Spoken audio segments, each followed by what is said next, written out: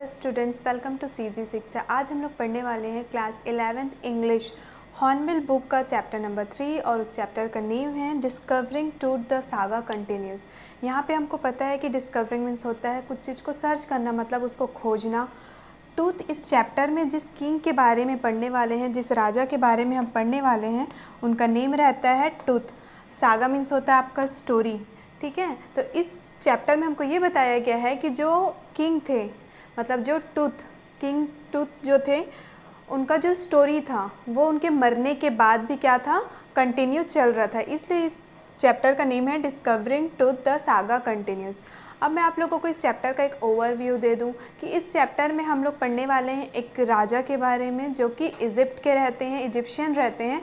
और इजिप्शियन में क्या होता है, वहाँ के लोग क्या करते हैं, डेथ आफ्टर लाइफ, मतलब मरने के बाद भी उन लोग की ज़िंदगी में उन लोग बिलीव करते हैं कि जो डेथ आफ्टर लाइफ होता है उसी के बारे में इसमें हमको दिया गया है। कि आप लोगों को पता होगा स्टूडेंट्स, आप लोगों ने टीवी में, मोबाइल्स में देखा होगा कि जो मम्मी बनाते हैं, ठीक है, इजिप्ट में क्या करते हैं, मिस्र में डेथ के बाद क्या करते हैं, मम्मीफिकेशन का जो प्रोसेस होता है वही इस चैप्टर में हम लोग पढ़ने वाले हैं, जो मम्मीफिकेशन का जो प्रोसेस होता है और मम्मीफाई के बारे में दिया गया है। So let's start our chapter. He was just a teenager when he dead। इसमें टूथ के बारे में बताया गया है कि जो ये राजा है जिनका डेथ हो गया था वो सिर्फ टीनेजर थे। टीनेजर मीन्स क्या होता है, 13 से लेके 19 तक के एज को हम लोग टीनेज बोलते हैं। तो टीनेजर मीन्स जो 13 से 19 के एज को बिलोंग करते हैं। तो इस राजा का जो डेथ हुआ था, मतलब जो किंग टूथ था, उनका एज कितना था, टीनेज के थे वो जब उनकी डेथ हुई थी, मृत्यु हुई थी।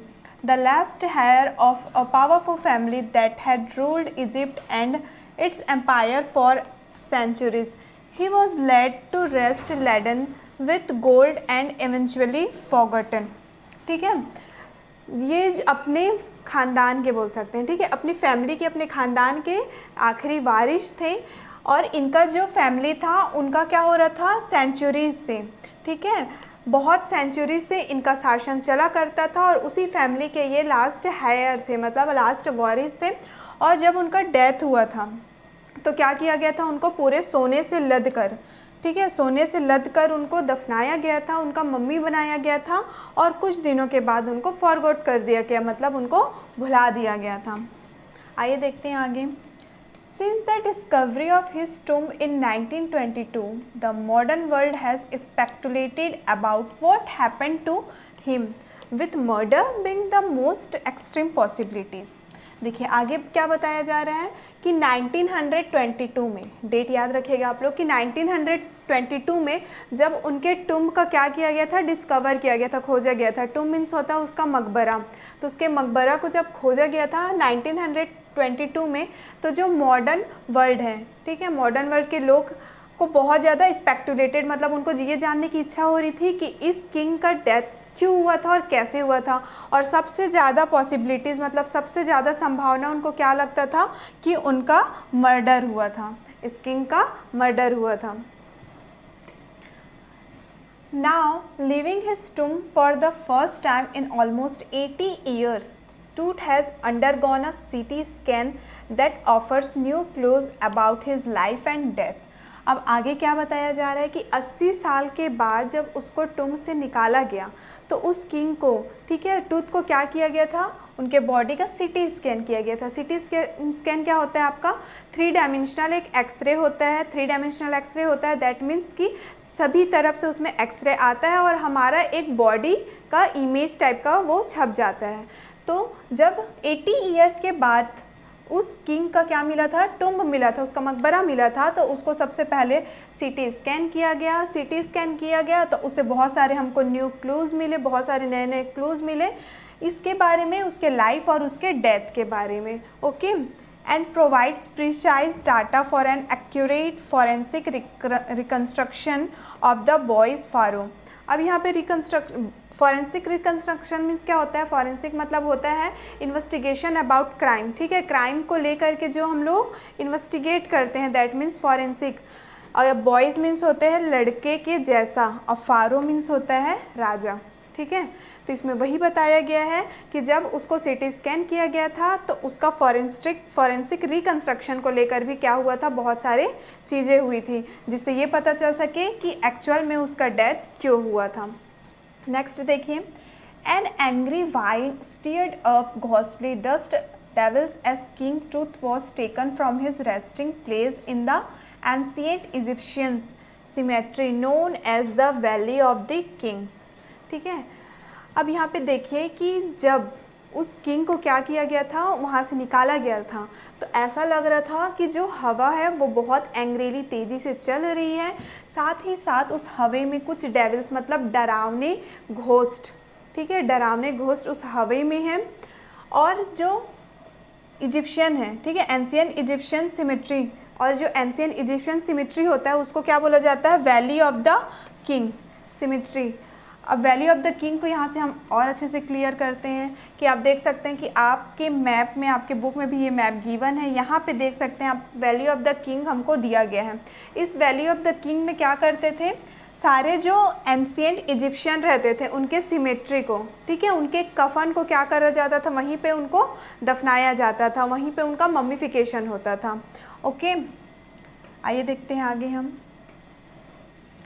Dark bellied cloud has scudded across the desert sky all day and now we are veiling the stars in cascade grey। ठीक है, डार्क बेलिड क्लाउड मीन्स क्या होता है, बहुत काला बादल, पूरे काले बादल क्या कर दिए थे, पूरे स्काई को छुपा दिए गए थे, और जो स्टार्स हैं वो भी उस ग्रे के वजह से, ठीक है, मतलब जो क्लाउड था वो पूरा ग्रे कलर का हो गया था, और उसके ग्रे होने की वजह से जितने भी स्काई में स्टार्स थे वो भी क्या हो गए थे, आपके हाइड हो गए थे, छिप गए थे। It was 6 PM on 5 January 2005 the world's most famous mummy glided head first into a CT scanner brought here to probe the lingering medical mysterious of this little understood young ruler who died more than 3,300 years ago। अब ये बताया जा रहा है, यहाँ पे हमको date mention देख सकते हैं हम कि 5 जनवरी 2005 की ये बात है, शाम के 6 बजे। जो इस वर्ल्ड के सबसे ज़्यादा फेमस मम्मी है वो कौन से मम्मी है, किंग टूथ का ही मम्मी है। तो इस वर्ल्ड का जो सबसे ज़्यादा फेमस मम्मी है उनके हेड को, उनके सर को सबसे पहले क्या किया गया था, CT स्कैनर में डाला गया था। अब मैं आप लोगों को ये बता दूं कि जब CT स्कैन किया जाता है तो उसका यही प्रोसेस होता है कि पहले हमारा जो हेड का सेक्शन होता है उसको स्कैनर के अंदर पहले डाला जाता है। तो यहाँ पर वही मैंशन है कि CT स्कैनर पर सबसे पहले उसके हेड को डाला गया था ताकि उसके मेडिकल जो मिस्टीरियस है, जितने भी उसके रहस्य है उसको जान सके। और ये जो रूलर थे, मतलब जो किंग टूथ थे, वो लगभग से 3,300 ईयर्स एगो पहले ही उनका क्या हो गया था, डेथ हो गया था। उतने साल के बाद उनके मम्मी को वापस से निकाल करके उसका CT स्कैन किया जा रहा था ताकि उससे जुड़े जितने भी मिस्ट्री हैं, जितने भी रहस्य हैं, उनको वो सुलझा सकें। All afternoon, the usual line of tourists from around the world had descended into the cramped rock-cut tomb some 26 feet underground to pay their respect। अब देखिए इसमें ये बताया गया है कि उसी आफ्टरनून के, ठीक है, मतलब हर दोपहर को क्या होता था, जितने भी टूरिस्ट लोग रहते थे, मतलब बाहर से सभी लोग क्या करते थे, उस राजा के टुम्ब को देखने के लिए, उस राजा के मकबरे को देखने के लिए वहाँ आया करते थे, और जो कि 26 फीट अंडरग्राउंड था। ठीक है, 26 फीट अंडरग्राउंड वो जा करके उनके रिस्पेक्ट के लिए, उनके रिस्पेक्ट को उनको रिस्पेक्ट देने के लिए कह सकते हैं हम कि उनको रिस्पेक्ट देने के लिए वो वहाँ जाया करते थे। साथ ही साथ वो उस राजा के मकबरे को भी देखने के लिए जाते थे। नेक्स्ट देखते हैं हम। They gazed at the murals on the walls of the burial chamber and peered at Tooth's gilded face, the most striking feature of his mummy-shaped outer coffin lid। Okay, अब देखिए इसमें यही बताया गया कि इस इमेज को आप देखिए कि जो वो किंग टूथ था, उनका जो कॉफिन था, ठीक है, उनका जो कॉफिन था, ये आपका कॉफिन है, तो इनका जो कॉफिन था वो पूरी तरीके से किससे बना हुआ था, तो गोल्ड से बना हुआ था। और ये बाहर का जो एरिया था वो कैसा था, हमारा मम्मी शेप्ड एरिया था। जिस तरीके से इस इमेज में बताया गया है ये आपका क्या है, मम्मी शेप्ड एरिया है। आइए देखते हैं आगे। और उसमें ये भी बताया गया था कि जब उनको बरीड किया गया था, मतलब जब उनको दफनाया गया था, तो उनका जो कॉफिन बनाया गया था वो आपका पूरे तरीके से गोल्ड का मीन्स सोने का था। Some visitors read from guide books in a whisper. वहाँ पे कुछ टूरिस्ट लोग थे जो वहाँ पे आए थे, जितने भी वहाँ विजिट करने आए थे, मतलब वहाँ घूमने आए थे, यहाँ उन लोग क्या कर रहे थे, गाइड बुक से, ठीक है, एक किताब से विस्पर करके, मतलब फुसफुसा करके कुछ किंग टूथ के बारे में ही पढ़ रहे थे। Other stood silently, perhaps pondering Tut's untimely death in his late teens, or wondering with a shiver if the pharaoh's curse, death or misfortune falling upon those who disturbed him was real true। अब कुछ लोग तो guide book से read कर रहे थे और बाकी जितने भी लोग थे उन लोग क्या कर रहे थे, साइलेंटली खड़े हुए थे वहाँ पे, और उन लोग ये सोच रहे थे कि जो वो किंग टूथ हैं उनका जो अनटाइमली, मतलब इतना जल्दी इस एज में, टीन एज में उनका जो डेथ हुआ था उसके बारे में आपस में उन लोग डिस्कशन कर रहे थे, और उसको सोच करके उन लोग वंडरिंग हो रहे थे, आश्चर्य हो रहे थे। उसके बाद उन लोग बोलते हैं कि जो फारोस कर्स हैं, ठीक है, एक श्राप है फारोस कर्स, एक श्राप है कि क्या होता है, जो जिनका डेथ हो जाता है, अगर उनको कोई टच करे, उनको कोई परेशान करे, तो उनको छूने वाले इंसान का भी क्या होता है, डेथ हो जाता है। तो इसी के बारे में उन लोग डिस्कशन करते हुए बोलते हैं वॉज रियली ट्रू, क्या ये सच में सच है। The mummy is in very bad condition because of what Carter did in the 1920s, said Zahi Hawass, Secretary General of Egypt's Supreme Council of Antiquities, as he leaned over the body or for a long first look। अब यहाँ पे देखिए, अब जो यहाँ पे दिया गया है जाही हवास, जाही हवास कौन थे यहाँ पे, तो ये एक Egypt supreme council of antiquities, ठीक है, मतलब इजिप्ट के जो काउंसिल ऑफ एंटीक्विटीज़ हैं वहाँ के एक सेक्रेटरी थे, और वो बताते हैं कि उन्होंने जब इस मम्मी को देखा था तो वो ये बताया कि ये जो मम्मी है वो बहुत ज़्यादा बुरे स्थिति में है, बहुत बैड कंडीशन में है। Carter Howard Carter, that was the British archaeologist who in 1922 discovered tooth tomb after years of futile searching।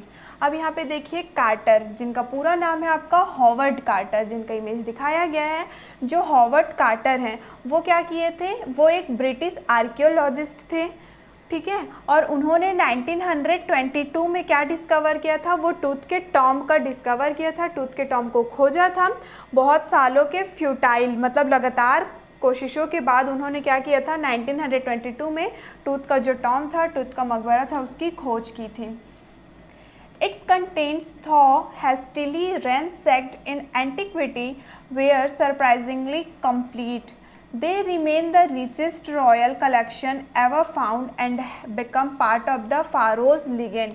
अब वो बताते हैं कि उनके में जितने भी कंटेंट्स थे, ठीक है, जितनी भी एंटिक्विटी थी, वो क्या थी, बहुत सरप्राइजिंगली कंप्लीट, मतलब उनकी बोल सकते हैं कॉफिन के साथ, देख सकते हैं आप, ये जो है आपका ये कॉफिन है, और उनकी कॉफिन के साथ जितने भी कुछ डाला गया था, ठीक है, चाहे वो कुछ भी चीज़ हो, तो जितना भी उनके साथ गोल्ड ज्वेलरी जो कुछ भी दफनाया गया था, वो बताते हैं कार्टर कि वो सारा का सारा पूरा उसी में ही था, मतलब उसमें से कुछ भी चीज़ चोरी नहीं हुआ था।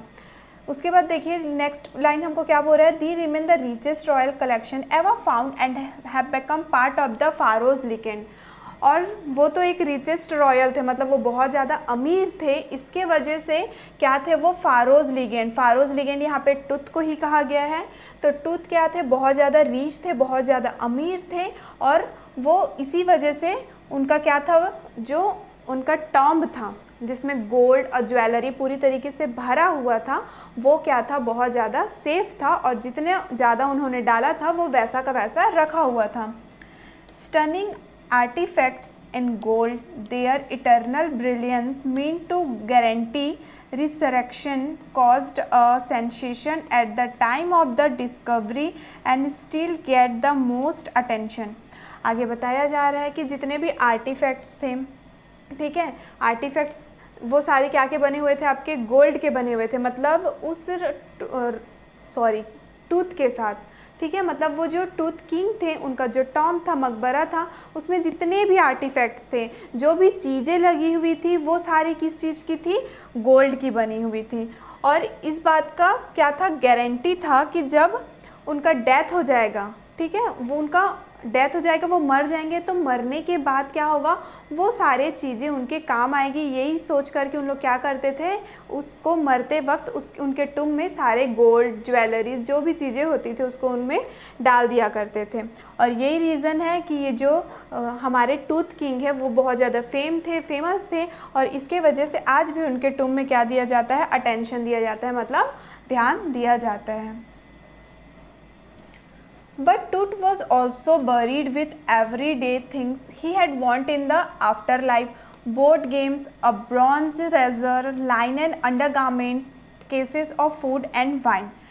उसके साथ साथ ये बताया गया है, जैसे कि मैंने आपको बताया, कि जब उनकी डेथ हो जाती है, तो जब उन लोग मर जाते हैं, तो उसके बाद जितने भी गोल्ड होते हैं, ज्वेलरीज होते हैं, उन सब चीज़ों को भी उन लोग साथ में दफनाया करते हैं। उसके बाद हमको आगे ये मेंशन किया गया है कि जब टूथ को बरीड किया गया, टूथ को जब दफनाया गया था, तो उनके साथ साथ गोल्ड और ज्वेलरी के साथ साथ जो रोज़मर्रा की हमारी चीज़ें होती है, जैसे कि एग्जाम्पल में भी दिया गया है, बोर्ड गेम्स, ठीक है, गेम्स को, ब्रॉन्ज के बने हुए रेज़र को, जितने भी लाइनिन के बने हुए अंडर गारमेंट्स थे, जो फूड थे, जो वाइन्स थे, मतलब हम लोग डेली लाइफ में जो भी चीज़ें यूज़ करते हैं, उन सबको भी टुम्ब में क्या किया था, बरीड किया गया था, दफनाया गया था। नेक्स्ट देखिए, after months of carefully recording the pharaoh's funerary treasures, Carter began investigating his 3 nested coffin. ठीक है, बहुत आफ्टर मंथ, मतलब कुछ मंथ के बाद क्या हुआ था, कुछ मंथ के बाद उन्होंने उनके टुम में जब देखा कि सारे चीज़ें सही तरीके से, उनके जितने भी ट्रेजर्स हैं, मतलब जितने भी खजाने हैं, उन सब का रिकॉर्ड किया गया, मतलब उनको लिखा गया, नोट किया गया। और कार्टर ने क्या स्टार्ट किया, क्या खोजना स्टार्ट कर दिया था, कार्टर ने 3 नेस्टेड कॉफिन। अब 3 नेस्टेड कॉफिन मतलब क्या होता है, एक के अंदर एक के अंदर एक के अंदर एक, मतलब हम बोल सकते हैं कि अगर एक बड़ा सा हमारा टुम्ब है, ठीक है, कॉफिन है अगर हमारा एक बड़ा सा, उसके अंदर एक और कॉफिन होगा, फिर उसके अंदर एक और कॉफिन होगा, तो अगर वो 3 पार्ट्स में है, 3 लेयर्स में है, देन उसको हम क्या बोलेंगे, 3 नेस्टेड कॉफिन्स। तो कार्टर ने क्या खोज किया, इसी 3 नेस्टेड कॉफिन्स का खोज किया गया। देख सकते हैं आप इमेज में दिखाया गया है कि एक छोटा है, उसके अंदर ये रहेगा, फिर उसके अंदर एक और रहेगा, और उसके अंदर मम्मी रहता है। ठीक है, नेक्स्ट देखिए, opening the first he found a shroud adorned with a garland of willow and olive leaves, wild celery, lotus petals and cornflowers, the faded evidence of a burial in March और अप्रैल। अब जैसे कि हमने अभी पढ़ा कि 3 nest coffin, coffin होता है आपका ताबूत बोलते हैं जिसको हम, ठीक है, तो 3 नेस्टेड कॉफिन के बारे में पढ़े हम, तो उसमें पहले बताया गया है कि जब से सबसे फर्स्ट वाला कॉफिन को खोला गया, ठीक है, जो पहला ताबूत था उसको खोला गया, तो उसमें हम लोग उनको क्या मिला, श्राउड मिला। श्राउड क्या होता है, कफन, ठीक है, जो कफन उड़ाते हैं ना मरने के बाद, तो उनको सबसे पहले श्राउड मिला, जो कि क्या था, गार्लैंड से एडॉन हुआ था। गार्लैंड से मतलब फूलों से जो सजा हुआ था, ठीक है, इस तरह का एक गार्लैंड होता है जिसमें बीच बीच में हम लोग अगर फ्लावर लगा दें तो इसको हम लोग एडॉन गार्लैंड कहते हैं। ठीक है, तो इस तरीके से के एडॉन गार्लैंड से क्या था, वो श्राउड, मतलब वो कफन सजा हुआ था। उसके अलावा उनको क्या मिला, ऑलिव लीव्स मिला, ऑलिव के पत्ते मिले, कुछ वाइल्ड सेलरी मतलब जंगली अजवाइन मिला, लोटस के पत्ते मिले, उसके अलावा कॉर्न के फ्लावर्स मिले। और ये क्या था, एक एविडेंस था, एक सबूत था ये जानने के लिए कि उनका डेथ कब हुआ था, क्योंकि ये सारी चीज़ें हमको कौन से मंथ में मिलती है, मार्च और अप्रैल के मंथ में मिलती है। तो ये बताया गया है कि ये सारा चीज़ क्या था, एक एविडेंस मतलब सबूत था। आइए देखते हैं अब आगे। When he finally reached the mummy, though he ran into trouble, जब वो फाइनली वो 3 नेस्टेड कॉफिन के बाद उस मम्मी तक पहुंच गए तो उनको ट्रबल मतलब परेशानी का सामना करना पड़ा। The ritual resins had hardened, cementing to the bottom of his solid gold coffin. Okay, सबसे पहले हम जानते हैं कि रेजिन क्या होता है। रेजिन एक राल होता है, ठीक है, जो कि वाटर में सॉल्यूबल नहीं होता है। जिस तरीके का हम बोल सकते हैं रेजिन, आप लोग पेड़ देखे होंगे तो पेड़ में होता है ना जो राल, ठीक है, उसी तरीके का एक रेजिन था। और उनका रिचुअल क्या था कि उन लोग इसको, मम्मी को क्या करते थे, रेजिन की तरह उन लोग दफनाया करते थे। फॉर एग्ज़ाम्पल देखिए कि जब उसको निकाला गया था, ठीक है, इसको कॉफिन से जब निकाला गया था तो जो उसकी मम्मी थी वो पूरी गोल्ड की बनी हुई थी और वो उस कॉफिन से पूरा चिपक गई थी। No amount of legitimate force could move them, Carter wrote later what was to be done। ठीक है, कुछ भी चीज़ें उसको हिला नहीं पा रही थी, मतलब वो इतने मजबूती से वो चिपक गई थी कि कितने भी फोर्स, अगर हम कितने भी ताकत लगा रहे हैं तो वो इसको हिला नहीं पा रहा है। और कार्टर लास्ट में ये भी लिखते हैं कि अब हम क्या कर सकते थे, क्योंकि वो तो निकल ही नहीं रहा था, वो क्या हो गया था, पूरा उसका जो मम्मी था वो चिपक गया था। The sun can beat down like a hammer this far south in Egypt and Carter tried to use it to loosen the resin। Okay, अब इसमें आगे बताया गया है कि जो इजिप्ट का साउथ साइड है उसमें जो सन है उसके रेज आ रहे थे, वो हैमर का काम कर रहा था, मतलब हथौड़ा का काम कर रहा था। हम लोग हथौड़ा का यूज़ करके क्या करते हैं, कुछ भी चीज़ को तोड़ने का काम करते हैं। तो कार्टर आगे ये बताते हैं कि इजिप्ट के साउथ साइड में जो सन आ रहा था, सन रेज आ रहा था, वो एक हैमर का काम करता है, हैमर की तरह। और वो कार्टर ये कोशिश करते हैं कि उस सन रे को यूज़ करके वो क्या कर सकें, उस रेजिन को, ठीक है, उसको लूजन कर सके, मतलब उसको पिघाल सके। अगर वो रेजिन पिघल जाता है तो क्या होगा, वो दोनों अलग अलग हो जाएंगे, जो उसका कॉफिन चिपक चुका है। ठीक है, for several hours he set the mummy outside in blazing sunshine that heated it to 149 degrees Fahrenheit.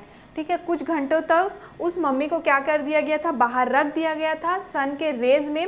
ठीक है, मतलब जो सनशाइन आ रहा है, सूर्य की किरण जो आ रही है, और उसका टेम्परेचर लगभग से 149 डिग्री फ़ारेनहाइट का था, उसमें जो हीट मिल रहा था। Nothing budged, he reported with scientific detachment that the consolidated material had to be chiseled away from beneath the limbs and the trunk before it was possible to raise the king's remains। आगे बोला जा रहा है nothing बज्ड, कुछ भी नहीं हिला। He reported with scientific detachment that, आगे ये बताया जा रहा है कि जो चीज़ल होता है, चीज़ल क्या होता है, देख सकते हैं आप, ये चीज़ल होता है। अगर इसको हम लोग किसके लिए यूज़ करते हैं, एक वुड को कट करने के लिए, लकड़ी को काटने के लिए हम लोग चीज़ल का यूज़ करते हैं। उसी तरीके से चीज़ल को जैसे हम इस्तेमाल करते हैं, उसी तरीके से उन्होंने क्या किया था, वो जो टुम था, वो जो कॉफिन थी, उसका जो ताबूत था, उसको चीज़ल का यूज़ करके उसको काटने की कोशिश की गई थी। In his defence Carter really had little choice. अब उनको अपने बचाव के लिए, मतलब उन्होंने चीज़ल का यूज़ क्यों किया था, इस चीज़ को बचने के लिए, इस चीज़ से बचने के लिए, अपने बचाव के लिए कार्टर के पास कुछ ही चॉइस था। ठीक है, if he hadn't cut the mummy free, thieves most certainly would have circumvented the guards and ripped it apart to remove the gold। आगे कार्टर बताते हैं कि उनके पास तो ज़्यादा कोई चॉइस नहीं था, कोई भी ऑप्शन नहीं था। अगर वो उसको कट नहीं करते, मतलब उसको चीज़ल से वो काटते ही नहीं, तो जितने भी थीव्स हैं, मतलब जितने भी चोर हैं, उन लोग क्या करते, वहाँ पे जो भी गार्ड्स है उसको धोखा दे देते, सरकमवेंटेड करते, धोखा दे देते, और वहाँ से जितने भी गोल्ड हैं, जितने भी सोने की चीज़ें हैं, उनका कॉफिन है, वो सबको चुरा करके वहाँ से ले जाते। In Tooth's time, the royals were fabulously wealthy, and they thought or hoped they could take their riches with them। ठीक है, अब टूथ की टाइम में बोल सकते हैं। ठीक है, टूथ का जो समय था, उस टाइम में जितने भी रॉयल्स थे, मतलब जितने भी राजा महाराजाएं हुआ करते थे, उन लोग बहुत ज़्यादा वेल्दी हुआ करते थे, मतलब बहुत ज़्यादा अमीर हुआ करते थे। और उन लोग ऐसा सोचते थे, या फिर ये होप करते थे, उम्मीद करते थे कि उन लोग मरने के बाद क्या करेंगे, अपने रीचेस को, मतलब अपनी अमीरी को भी अपने साथ ले करके जाएंगे। For his journey to the great beyond, King Tooth was lavished with glittering goods। ठीक है, उनका जो महान बनने का जो जर्नी था, सफ़र था, तो जो किंग टूथ थे वो अपने ग्लिटरिंग गुड्स से लेविस्ड थे। बोलने का मतलब ये है कि उनके पास बहुत सारे शानदार चीज़ों का क्या था, लेविस्ड था, मतलब बहुतियात था। कोई सा भी चीज़ हमारे पास बहुत ज़्यादा अमाउंट में होता है अगर, तो उसको हम लेविस्ड बोलते हैं, ठीक है। तो उनके पास जो शानदार चीज़ें थी उसके वो लेविस्ड थे, मतलब उनके पास वो चीज़ें बहुत ज़्यादा हुआ करती थी। उसका एग्जाम्पल दिया गया है, देख सकते हैं आप, precious collars, inlaid necklaces and bracelets, rings, amulets, ceremonial aprons, sandals, sets for his fingers and toes, and the now iconic inner coffin and mask, all of pure gold। ठीक है, अब देख सकते हैं उनके जो कॉलर थे वो प्रीसियस थे, बहुत ज़्यादा कीमती हुआ करते थे। जो नेकलेस क्या होता है जिसको हम लोग नेक पे वियर करते हैं, गले में जो हम पहनते हैं वो नेकलेस होता है, तो वो नेकलेस, जो ब्रेसलेट जिसको हम लोग हैंड में वियर करते हैं, हाथों में पहनते हैं, रिंग जो अंगूठी होता है, एमुलेट्स होता है एक प्रकार का तावीज़, जैसे कि आपको इमेज में सब दिखाया गया, आप देख सकते हैं। उसके अलावा जो सेरेमोनियल एप्रन क्या होता है, एक प्रकार का हम इसको जैकेट बोल सकते हैं, ये देख सकते हैं आप, ये आपका सेरेमोनियल एप्रन है।